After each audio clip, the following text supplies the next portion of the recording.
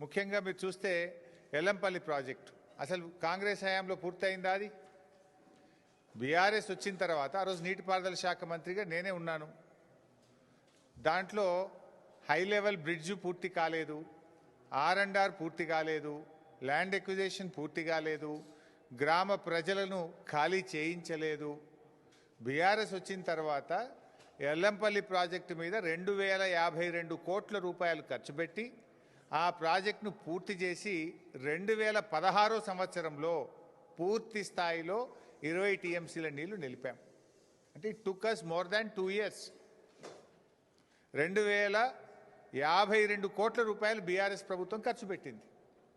నీ లెక్క చేయాలంటే 2052 కోట్లు ఖర్చు పెట్టినాం కనుక పోవాలి, ఎల్లంపల్లి కాడ మీటింగ్ పెట్టాలి, శిలాపాలకు వేసుకునేది ఉండే, రిబ్బన్ కత్తిరించేది ఉండే. కానీ మేము పని చేయలేదు. మేము చిల్లర రాజకీయాలకు పోలే, పని చేయడం ముఖ్యం అనుకున్నాం తప్ప రిబ్బన్లు కత్తిరించి ప్రజల్ని భ్రమింపజేయాలనేటువంటి ఆలోచనలు మేము లేము.